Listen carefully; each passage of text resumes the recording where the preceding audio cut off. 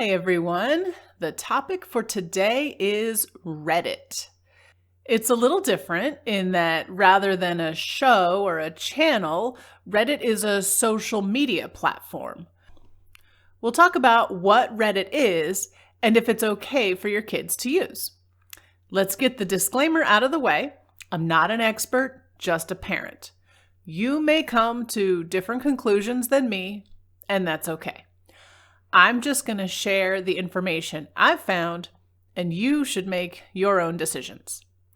With that out of the way, let's start with some background. Reddit may not always come up when you're having conversations with your kids about social media. It isn't talked about as much as things like TikTok or Instagram, but there are 50 million active users on Reddit every single day. The reason it isn't sometimes lumped in with the other apps is because Reddit works differently. Rather than chatting with your friends or watching celebrities, virtually everyone on the platform is a stranger. They're anonymous. People on Reddit use different usernames than their actual names and usually don't share any identifiable information about themselves. So instead of talking to your friends, you find people who share your common interests. To use Reddit, you can subscribe to and view over 2 million different subreddits on every topic you can think of. There's a subreddit for Lego, for working moms, for low-carb dieters. You get the idea. People make posts in one of these subreddits, and other people comment on those posts. Okay, enough background. Let's get to the ratings. I'll start with cost because that one's quick. Reddit is free, and there are limited purchase opportunities. You can buy these tokens that you can then use to give awards to posts you really like, but since there's nothing really in it for a kid to give these awards, I don't see it as a big risk. So I'll give the cost meter a low rating. From an annoying perspective, it's actually quite good. There are no annoying dances or dangerous challenges like on TikTok, and none of the popularity contests and cyberbullying that some other platforms have, since everyone on Reddit is anonymous. So I'll give this a low rating as well. Next, we'll go to language. Each subreddit has different rules, so some are stricter on profanity than others. That being said, it's pretty easy to find bad language here. I haven't seen the most profane stuff when I browse Reddit, but that's probably just because the subreddits I view are quite tame. I'd say the language meter honestly needs to go a little more than halfway up. Now we get to the really bad news. I'll do violence first. So, as I said, there are over 2 million subreddits. I'll freely admit, I'm a very, very active Redditor. It's probably the social media platform that I use the most. But here's a quick screenshot of some of the subreddits I subscribe to. You can only see a portion of it, but you see it's things like the coronavirus subreddit, some marketing stuff for my day job, pictures that have a confusing perspective, things like that. Here's what I'm not subscribed to. Subreddits like combat footage that show actual real scenes from war. Things like crazy effing videos. It doesn't say effing. That when I looked at it today had video footage of a terrible car accident.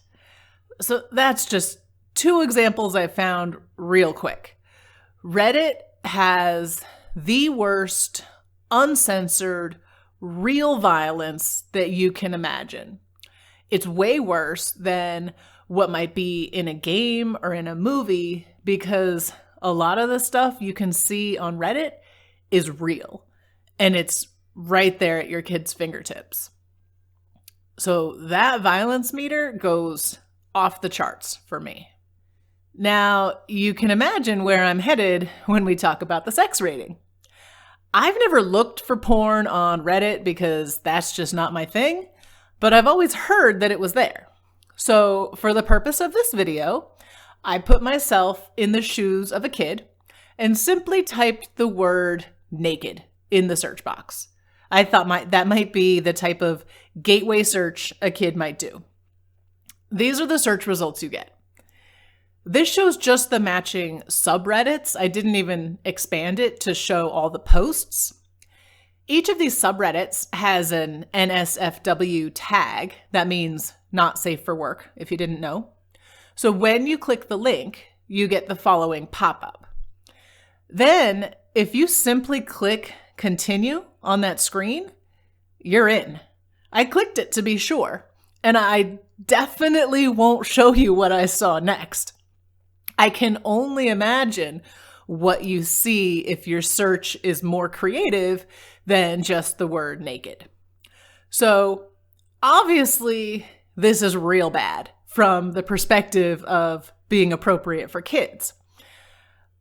But I want to explain something that actually makes it even worse.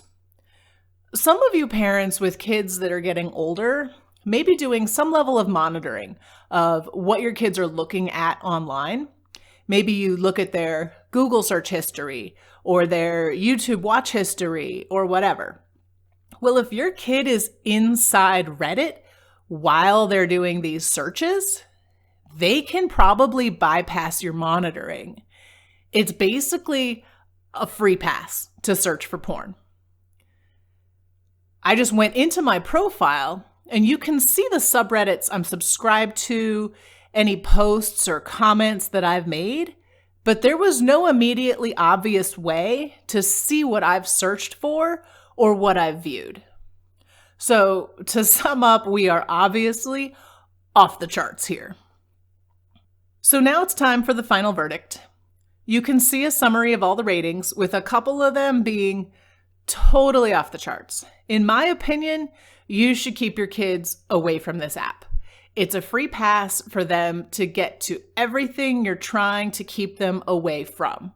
So be on the lookout for this app on their phone or reddit.com in their search history.